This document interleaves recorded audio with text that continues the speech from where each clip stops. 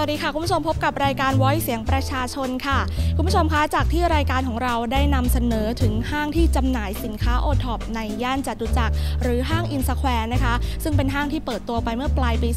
2556 ที่ผ่านมาค่ะซึ่งตอนนี้นะคะก็ได้มีปัญหาหลายอย่างเกิดขึ้นกับทางห้างและทางผู้ค้านะคะซึ่งมีผู้ค้าได้เข้าไปร้องเรียนกับหน่วยงานสคบว่าอยากจะให้เข้ามาดูแลช่วยเหลือให้ความเป็นธรรมกับทางผู้ค้าค่ะตอนนี้เองนะคะดิฉันก็ได้มาอยู่ที่ห้างอินสแควร์อีกครั้งหนึ่งค่ะซึ่งก็มีตัวแทนผู้บริหารนะคะผู้ค้ารวมไปถึงเจ้าหน้าที่สคบและสื่อมวลชนมาร่วมรับฟังปัญหาต่างๆค่ะเดี๋ยวเรานะคะจะไปดูบรรยากาศของทางตัวแทนผู้บริหารพูดคุยกับเจ้าหน้าที่สคบและเสียงสัมภาษณ์ของตัวแทนผู้บริหารท่านนี้กันก่อนค่ะบริษัทนี้จะไหวไหมมีตังค่ะโอกาสในการที่จะทำการค้าที่นี่เหลืออีก29ปีพื้นที่ที่เหลืออีกจำนวนทั้งสิ้น 85% พร้อมสำหรับผู้ที่จะร่วมลงทุนพร้อมสำหรับคนที่จะมาเซ้งมาเช่ามาใช้พื้นที่เบื้องต้นเลยก็คือว่าทางห้างเนี่ยพร้อมในการที่จะทำเป็นช้อปปิ้งมอลล์แล้วก็พร้อมในการที่จะเปิดโอกาสให้ทุกคนได้ร่วมธุรกิจแล้วก็โอกาสที่เหลืออีกจำนวนทั้งสิ้นประมาณเกือบ29ปีเนี่ยตรงจุดนี้ก็คือเราเปิดห้างแล้วเราทำกิจการค้าขายและณเวลานี้ก็เปิดกิจการอยู่แต่เพียงแต่จะต้องมีการปรับปรุงกันอีกนิดหน่อยเท่านั้นเองค่ะสัปดาห์นี้ก็เป็นสัปดาห์ที่เราจะต้องมีการสังเคราะห์ปัญหาดิฉันในฐานะที่เป็นผู้รับมอบอำนาจนะคะจากผู้ลงทุนซึ่งเป็นสัดส่วนผู้ลงทุนอันดับ2นะคะก็จะต้องตัดสินใจในการที่จะร่วมลงทุนซึ่งสัปดาห์นี้ก็ถือว่าเป็นสัปดาห์ของการสังเคราะห์ปัญหาแล้วก็จะต้องบูรณาการปัญหาภายใต้นโยบายที่ว่าไม่ว่าใครจะเป็นผู้บริหารก็จะต้องเปิดกิจการและดำเนินกิจการช้อปปิ้งมอลล์นี้ให้ได้ก็อยากจะเชิญชวนนะคะคนที่พร้อมในการที่จะลงทุนแล้วก็คนที่พร้อมในการที่จะค้าขายเนี่ยนะคะโอกาสทางธุรกิจมีเพราะว่าสัญญาเช่าเรามีอยู่ทั้งหมดนะคะเพราะฉะนั้นก็ walk in เข้ามาคุยที่นี่ได้เลยนะคะเพื่อที่จะเปิดกิจการร้านรวมต่างๆนะคะในสไตล์ช้อปปิ้งมอลล์ซึ่งปัญหาเดิมๆเนี่ยมันก็มีเป็นเพียงแค่ประมาณ 15% ของกิจการที่นี่ซึ่งมันไม่ใช่อุปสรรคก็เพียงแค่มีเงินลงทุนมีเงินจัดการปัญหาก็จบนะคะก็คือตรงจุดนี้ก็คือว่าผู้บริหารจะต้องถูกประชุมแล้วก็มีการจัดการเรื่องนี้เนี่ยสัปดาห์หน้าก็จะต้องมีการประชุมผู้ถือหุ้นนะคะเพื่อที่จะมีการแก้ไขตรงจุดนี้นะคะซึ่งดิฉันก็มีหน้าที่ในการที่จะสังเคราะห์ปัญหาทั้งหมดให้กับผู้ลงทุนนะคะแล้วก็ประเมินสถานภาพต่างๆเสร็จแล้วก็จะต้องตัดสินใจแก้ไขปัญหานะคะซึ่งก็จะเป็นผู้บริหารชุดใหม่นะคะส่วนกรณีของผู้บริหารชุดเดิมนะคะก็บอกได้เลยว่าเราไม่มีนิติกรรมใดๆนะคะเพราะฉะนั้นใครไปรับปากใครอะไรยังไงปุ๊บเนี่ยค่ะก็ให้มาจัดการจบกันที่นี่ทั้งหมดนะคะเพราะฉะนั้นก็คือให้ยุติการเจรจาอะไรต่างๆกับผู้บริหารชุดเดิมแต่ว่าเราก็จะมีการรับฟังปัญหานะคะซึ่งก็อย่างที่บอกว่า 15% นั้นเนี่ยไม่ใช่อุปสรรคก็คือจัดการได้แยกเป็น3ส่วนคือส่วนหนึ่งก็คือคนที่มีการเช่าช่วงจากเราไปแล้วเอาไปขายราคาแพงซึ่งมันไม่เป็นธรรมกับผู้บริโภคตรงจุดนี้เราก็จะให้ทางสคบนะคะมาดูแลร่วมด้วยนะคะแล้วเสร็จแล้วปุ๊บเนี่ยปรากฏว่าก็ไม่ได้คืนเงินให้ตึกนี่ออกไหมคะก็คือรับไปจำนวนร่วม800ล้านบาทแล้วก็ไม่ได้คืนเงินให้เราอีกประมาณ600ล้านบาทตรงจุดนี้ก็ต้องรีบมาโอนแล้วก็จ่ายเงินให้กับอาคารเรานอกนั้นแล้วก็จะมีสัดส่วนที่เขาต้องการความมั่นใจนะคะตรงนี้เราก็จะจัดการนะคะเรื่องการดำเนินการธุรกิจเขาก็จะมั่นใจแล้วก็เปิดนะคะทำการค้านะแล้วก็จะมีมาตรการว่าใครที่รับพื้นที่ไปแล้วไม่เปิดทำการค้าเราก็จะต้องมีการปรับรายวันละนะคะส่วนอีกส่วนหนึ่งนะคะก็คือส่วนที่เขาไม่เอาแล้วเพราะว่าเงินเขากู้มาเขาจะเอาเงินคืนตรงจุดนี้ก็จะต้องแก้ปัญหาให้นะคะก็ว่ากันไปด้วยเรื่องนี้คือทั้งหมดเนี่ยเป็นเพียงแค่ 15% ของกิจการที่นี่แต่ว่าอีกทั้งหมด 85% นั่นคือการเปิดกิจการและก็พร้อมในการที่จะให้ผู้ที่อยากจะทำการค้าขายเนี่ยนะคะเข้ามานะคะแล้วก็มานำเสนอแผนของคุณว่าคุณจะเช่าคุณจะเซ้งหรือคุณจะดำเนินธุรกิจแบบไหนนะคะก็มาเพราะว่าตอนนี้ก็มีพื้นที่ว่างนะคะแล้วก็ชั้นประมาณตั้งแต่ชั้น4ขึ้นไปจนถึงชั้น9เนี่ยนะคะชั้น9เป็นออฟฟิศชั้น8เป็น exhibition hall แล้วก็ชั้น4 5 6นั้นสามารถที่จะปรับเปลี่ยนนะอินทีเรียเนี่ยก็สามารถมาเติมแต่งเองได้ด้วยนะคะซึ่งตรงจุดนี้ก็พ ร้อมในการที่จะเปิดโอกาส1 2 3ก็ยังมีบางส่วนที่ว่างซึ่งจะเป็นพื้นที่ช้อปปิ้งนะคะก็ยังมีพื้นที่เช่าให้อยู่นะคะก็ทั้งหมดเนี่ยประมาณ 85% ก็บอกเลยว่าใครที่อยากจะมีโอกาสนะคะก็เข้ามาเลยนะคะเพราะจะมีคณะนะคะฝ่ายจัดการนะคะชุดใหม่เนี่ยดูแลพร้อมนะคะส่วนหลายคนที่อาจมีความมั่นใจว่าศักยภาพมากน้อยขนาดไหนก็คือสัปดาห์นี้เป็นสัปดาห์ของการอย่างที่บอกว่าเป็นสัปดาห์ของการสังเคราะห์ปัญหาสัปดาห์ของการแก้ปัญหาแล้วก็เดี๋ยวสัปดาห์หน้านะคะก็คงจะเป็นสัปดาห์ของการประชุมผู้ถือหุ้นเสร็จแล้วก็คงจะมียุทธศาสตร์นะคะที่ชัดเจนนะคะภายใต้การบริหารนะคะใหม่ที่จะต้องเปิดดำเนินกิจการนะคะให้ได้แล้วก็ภายใต้กติกาที่ว่าทุกคนต้องมีกำไรค่ะทางตัวแทนผู้บริหารนะคะก็ได้บอกกับเราว่าทางผู้ร่วมลงทุนยังไม่ได้ชำระเงินกว่า600 ล้านบาทนะคะจึงทำให้เกิดปัญหาในการบริหารจัดการและทำให้ผู้ค้าส่วนหนึ่งนะคะเกิดความไม่มั่นใจกับห้างนี้ค่ะจึงได้มีการขอยกเลิกสัญญาไปนะคะและก็ได้บอกกับเราอีกค่ะว่าได้จัดทำแผนยุทธศาสตร์ไว้นะคะแล้วก็จะเร่งดำเนินการให้เร็วที่สุดค่ะสำหรับช่วงนี้นะคะเราจะพักกันก่อนช่วงหน้าค่ะเราจะมาฟังเสียงของผู้ค้าและเสียงของเจ้าหน้าที่สคบนะคะว่าจะมีมาตรการดูแลช่วยเหลืออย่างไรพักสักครู่เดียวค่ะ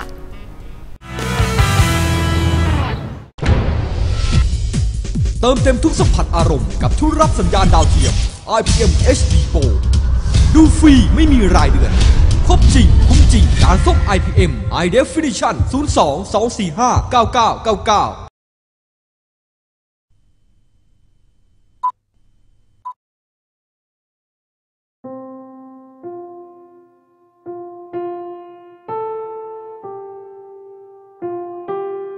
เราทำอะไรผิดไปหรือเปล่า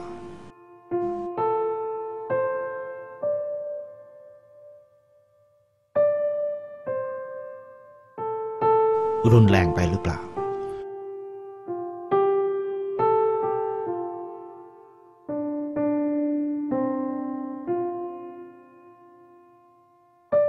ฟังความข้างเดียวหรือเปล่าทำหน้าที่ของตัวเองหรือเปล่าคิดถึงประชาชนหรือเปล่า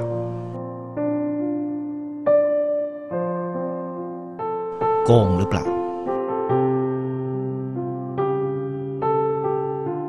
เอาเปรียบหรือเปล่า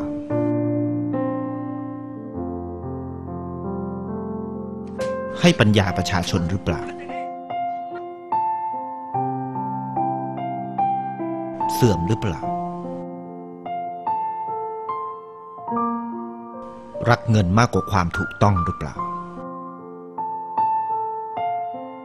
แล้วรอการช่วยเหลืออย่างเดียวหรือเปล่า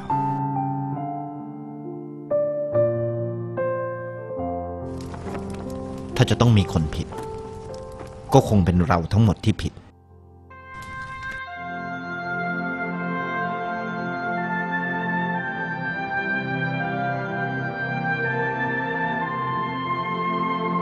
ขอโทษประเทศไทย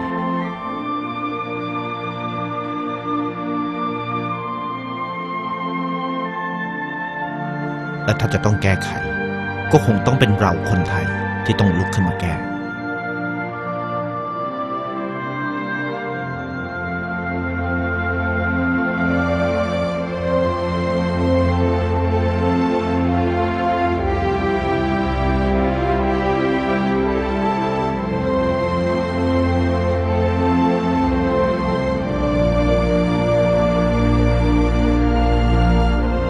จดจำความสูญเสียไว้ในใจแล้วเปลี่ยนให้เป็นพลัง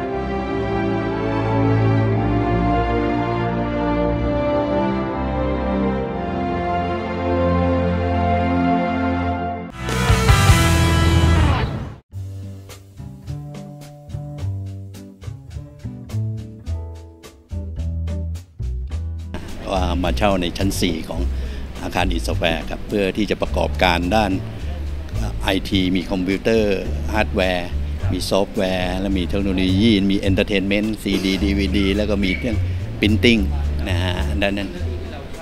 ในทั้งหมดพื้นที่ 2,780 ตารางเมตรนะฮะโดยได้ตกลงกัน290 ล้านนะฮะก็สัญญาก็เริ่มจ่ายเงินมัดจำตั้งแต่ปี 52นะสัญญาก็ มัดจ่ายก่อนนะฮะมันจำมาสัญญาก็ต้นปี 53โดยใช่ไหมฮะโดยที่สัญญาว่าจะปลายปี 54จะเสร็จนะฮะก็ไม่ได้เสร็จนะฮะไม่เป็นตามที่สัญญานะเราก็เขาให้โอกาสก็มาปี 55นะ55ก็1 ปีนะฮะก็2 ปีเสร็จนะแล้วเราก็เห็นว่าไม่มีการโปรโมชั่นไม่มีการโปรโมทหรือตามที่คุยเลยขนาดนั้นก็อาคารนี้ก็ยังไม่เป็นแบบนี้นะฮะพื้นก็ยังไม่เสร็จเลยตอนคือจนกระทั่งต้นปี 56เราก็ทำจดหมายส่งมาขอเงินคืนเพราะว่าไม่เป็นตามที่นัดอะไรต่างๆเรียกทั้งค่าเสียหายค่าดอกเบี้ยด้วยก็นิ่งเฉยไม่ได้นัดคุยหรืออะไรเลยนะก็ปี 56ก็ไม่ได้คุยก็เมื่อกี้ก็คุยจากที่ให้สัมภาษณ์ก็คือผู้ถือหุ้นเดิมแล้วเมื่อกี้ผมก็ถามว่าเปลี่ยนไหมก็ไม่ได้เปลี่ยนนะฮะก็ยังเหมือนเดิมอยู่นะฮะแต่ว่าไอ้ผู้บริหารก็คือเปิดลูกจ้างมันก็เหมือนเดิมถูกไหมฮะเมื่อกี้ผมว่ายิงกันถามเดียวนี่เองว่าเหมือนเดิมไหมก็เขาบอกเหมือนเดิมคือที่ยกเลิกก็คือความศรัทธามันก็หมดไปไงแล้วนะการเลื่อนมาในความมั่นใจก็ไม่มีนะฮะก็ขอคืนก็ตอนนี้มาก็ปีครึ่งก็ยังไม่ได้คุยกันนะฮะก็เลยมาร้องเรียนที่สคบนะสคบก็น่าจะมีนัดกันประมาณปลายเดือนนี้อาจจะคุยกันนะเราก็ยังให้โอกาสอยู่นะเราก็ทำการค้า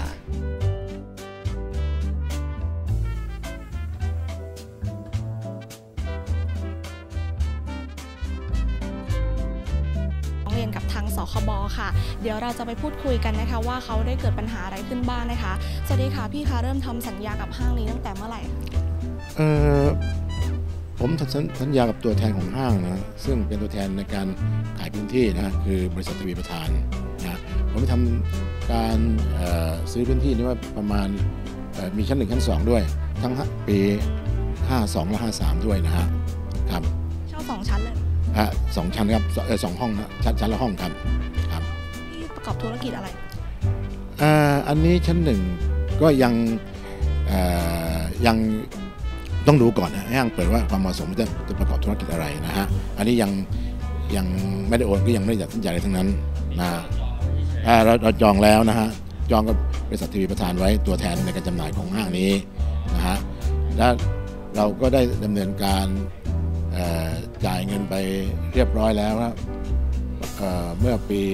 55นะฮะแต่เราก็อยากให้โอนก็ยังไม่ได้โอนทีเพราะไม่ได้โอนเราก็ทำอะไรไม่ได้นะฮะครับผมก็เคยถามบริษัททวีประธานว่ายังสร้างไม่เสร็จซึ่งตอนนั้นไม่ได้เกี่ยวอะไรกับท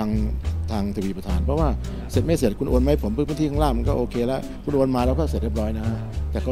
ยังข้างล่างมันก็เสร็จแล้วข้างบนชั้น2ชั้น3ก็เสร็จหมดแล้วยังไม่โอนให้ฮะ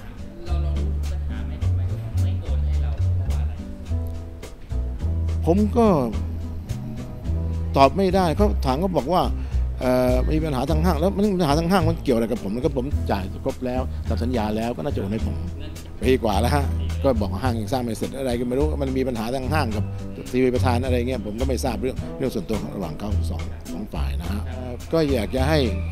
ทำการโอนมาให้เราให้เรียบร้อยนะเราจะได้ดำเนินการในส่วนนั้นได้นะครับแค่นั้นเองฝากกับบริษัททวีประธานด้วยนะฮะขอให้เร็วหน่อยนะฮะสัญญาก็ผมก็ไม่รู้ทำสัญญากับ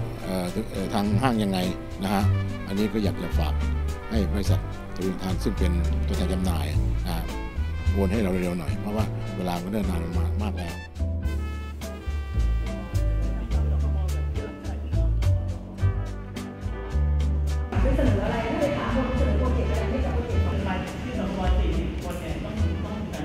บริษัทนี้จะไหวไหมมีตังค่ะงงอยู่เลยโอกาสในการที่จะทำการค้าที่ผู้ร้องที่ไปสคบก็คือเขาทำสัญญาเช่าพื้นที่กับทาง JJ Center นะก็คือเป็นบริษัทเดิมชื่อเดิมเขาตอนนี้ก็มาเปลี่ยนเป็นบริษัท InSquare ซึ่งเขาบอกว่าส่งมอบพื้นที่ล่าช้ากว่าที่ปรากฏในสัญญานะคะแล้วก็มีบางรายที่ได้รับมอบพื้นที่แล้วปรากฏว่าพอมาค้าขายไม่มีลูกค้าเขาก็เลยจะขอเงินคืน ในเบื้องต้นนะคะก็คือเรามีหนังสือเชิญไปเจรจาไกล่เกลี่ยกับเจ้าหน้าที่ก่อนชั้นเจ้าหน้าที่จะเป็นคนไกล่เกลี่ยให้ซึ่งพนักงานเจ้าหน้าที่เนี่ยได้พอไกล่เกลี่ยแล้วเนี่ยก็มีอยู่สัก6 รายที่ได้เงินคืนไปแล้วก็ยังเหลืออยู่อีก40 รายซึ่งเป็นร้องเรียนมาใหม่ตอนนี้เรายังไม่ได้มีหนังสือออกไปซึ่งถ้าเกิดมีหนังสือออกไปเนี่ยก็คงจะตอนตะกี้คุยละนะว่าจะได้คืนได้เมื่อไหร่เพราะถ้าเกิดว่านัดมันเนี่ยไม่น่าจะให้เขาปฏิเสธหรือว่าถ่วงเวลาก็คงต้องเชิญไปไกล่เกลี่ยซึ่งเดี๋ยวไอ้ใน40 รายข้างหลังเนี่ยสมมุติว่าถ้าเกิดเขาบอกว่าเขาไม่คืนหรือว่าจะมาให้เอาพื้นที่แล้วทางฝ่ายผู้ร้องบอกว่าฉันไม่เอาฉันเอาเงินคืนเนี่ยมันก็ตกลงกันไม่ได้ตรงนี้แหละเราจะต้องถือว่าไกล่เกลี่ยไม่สำเร็จนะพอไม่สำเร็จเนี่ยเราจะต้องไปเข้ากระบวนการว่าจะฟ้องหรือไม่ฟ้องซึ่งไปเข้าอนุกรรมการกลั่นกรองให้ดูอีกทีหนึ่งคือกรณีที่เช่าช่วงต่อเนี่ยเราดูในสัญญานะคะซึ่งเขาจะปรากฏเลยว่าผู้ร้องเนี่ยทำสัญญากับใครเราก็จะเรียกคู่สัญญาคนนั้นแหละมาก็คงอาจจะไม่ถึง JJ เพราะถ้าเกิดว่าเขาทำกับ JJ เนี่ยเราก็เรียก JJ เขาทำกับมีทวีประธานหรือมีนายเลยต้องหลายรายนะทำกับเป็นบุคคลธรรมดาซึ่งเราก็เรียกคู่สัญญาเนี่ยเข้ามานะซึ่งส่วนใหญ่เนี่ยเขาก็รู้สึกว่ามี2 รายนะของบุคคลภายนอกเนี่ยค่ะที่เขาคืนเงินให้แล้วก็ได้รับเงินไปแล้วแล้วก็เหลืออยู่อีกประมาณ9 รายนะที่ร้องบุคคลภายนอกเนี่ยที่ยังไม่ได้ไกล่เกลี่ยยังที่ยังไม่ได้เชิญไปเราก็คงจะต้องเชิญไปเหมือนกันนะคะ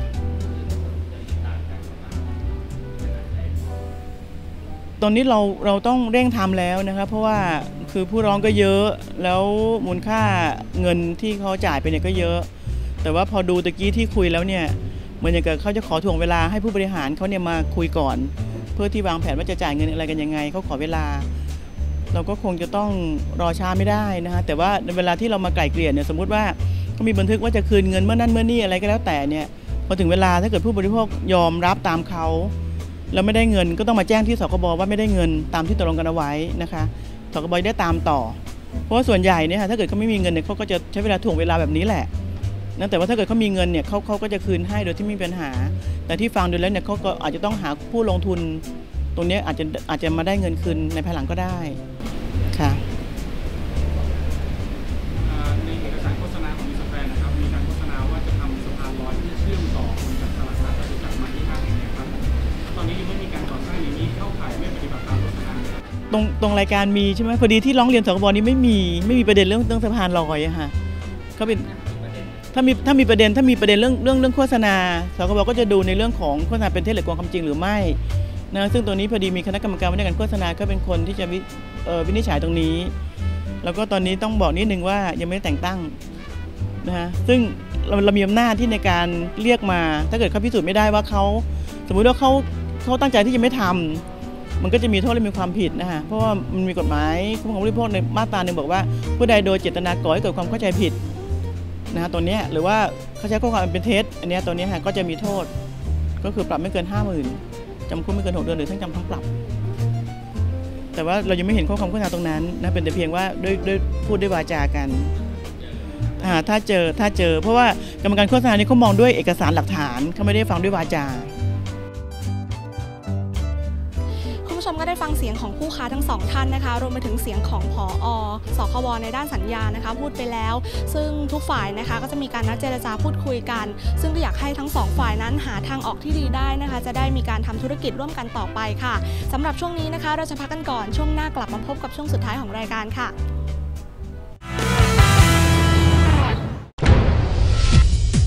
เติมเต็มทุกสัมผัสอารมณ์กับทุกรับสัญญาณดาวเทียม IPM HD Pro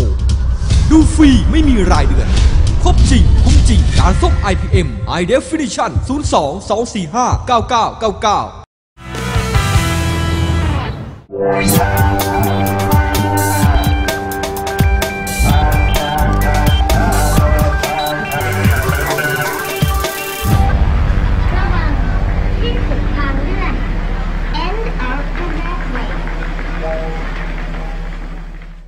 นั่นไม่ใช่ง่ายนะลูกกว่าจะมาเป็นพระโพธิสัตว์ได้ไม่ใช่กลางคนแล้วมานึกไม่ใช่มันต้องมีชาติหนึ่งชาติใดชาติหนึ่งซึ่งเป็นชาติแรกโอ้แล้วไปนับชาติไหนล่ะชาติแรกของใครชาติแรกของมนุษย์นี่เขาบอกว่าให้ไปนับเมล็ดทรายในมหาสมุทรเม็ดแรกโ โอ้แล้วมึงจะหาเจอไหมน่ะเม็ดแรกของมหาสมุทรนะเพราะฉะนั้นเมื่อมันไม่เจอก็รู้ไม่ได้ว่าเป็นชาติแรกอะไรพระเจ้าบอกว่าเป็นอจินไตยอย่าไปรู้มันเอาสำหรับบุตุชนธรรมดาให้รู้ปัจจุบันกันแล้วกันว่าปัจจุบันเราเชื่ออะไรเราทำอะไรเราฝึกอะไรศึกษาอะไรแล้วเราชอบอะไรแล้วเราพึ่งอะไรนั่นแหละให้รู้แค่นั้นตอนที่แล้วเป็นฝีมือของคนจีนใช่ครับผู้ชายตอนนี้เราก็มาดูการแต่งของผู้หญิงของผู้หญิงนะครับครับอันนี้คือแผนที่ผู้ชายเขาขึ้นรูปไว้เสร็จปุ๊บก็ให้ทางผู้หญิงเขาแต่งจะเห็นว่าหน้าตายังเป็นการขึ้นรูปเฉยๆครับก็ลักษณะคล้ายๆกับของคนไทยเราแหละครับวิธีการขึ้นรูปแล้วก็แต่งเราจะขึ้นรูปหลักๆไว้ก่อนใช่ครับแล้วก็ลงรายละเอียดก็คือคนจีนคนนี้เลยครับผู้หญิงคนนี้จะเป็นคนแต่งให้มีมิติเลยตอนนี้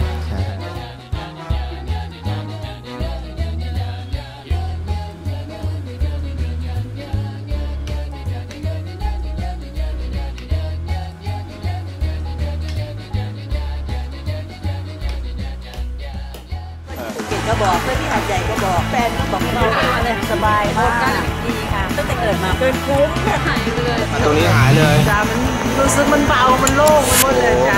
ถูไปทั่วหมดอ่ะไม่น่าเชื่อนะช่วยเหลือประชาชนด้วยภูมิปัญญาคนโบราณแบบง่ายๆต่อเส้น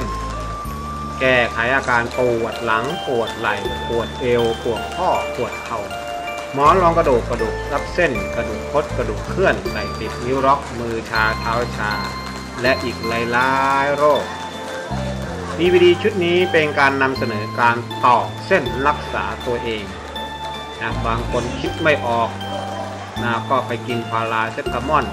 ไปหายาทั้งที่ปัญหาอยู่ตื้นๆนะครับกล้ามเนื้อบีบรัดเส้นเลือดเส้นประสาทพังผืดล็อก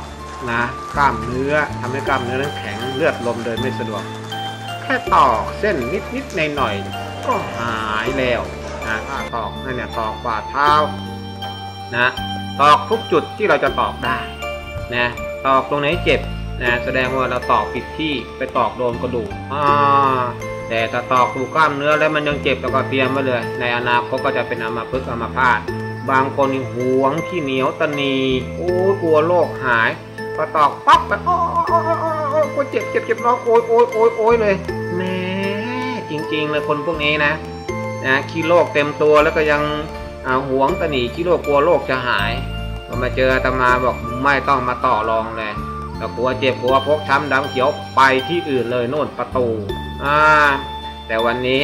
อนุเคราะห์สงเคราะห์นะเพราะชีวิตอาตมาเนี่ยเกิดมากับความทุกข์ความยากความเจ็บความป่วยปวดเกิดมากับน้ำตานะเพราะว่าแสนสาหัสนะเราหายแล้วด้วยพุทธบารมีของพระพุทธเจ้าโดยบารมีของพระพุทธเจ้าด้วยบารมีขององค์พระปู่หมอชีวโกมารพัฒน์อาตมาก็เลยมาทำโครงการนี้ขึ้นมาว่าตอกเส้นถวายเป็นพุทธบูชาถวายเป็นพระราชกุศลแต่องค์พระบาทสมเด็จพระเจ้าอยู่หัวนะรักมาช่วยกันทำประโยชน์คืนความสุขให้กับแผ่นดินไม่ใช่ดีแต่รัก แต่แย่งชิงกันอย่างนั้นไม่ใช่นะรักที่แท้จริงนั้นมีแต่ให้ไม่ทำให้ใครโกรธใครแค้นใครเคืองอาตมาเนี่ยสอนทุกสิ่งทุกอย่างให้กับคนเนี่ยนะคนพอเอาไปใช้ไปต่อกันแล้วเนี่ยรักกันเมตตากันโอบอ้อมอารีกันไม่มีใครเกลียดเลยห้างแห่งนี้นะคะทางรายการของเราได้เคยนำเสนอข่าวไปตอนเปิดตัวเมื่อปลายปีที่แล้วค่ะและตอนนี้นะคะได้เกิดปัญหาขึ้นค่ะทางรายการก็ได้นำเสนอข่าวกันอีกครั้งหนึ่งนะคะทางรายการของเราก็หวังว่าไม่ว่าจะเป็นด้านของเจ้าของห้างด้านผู้ค้า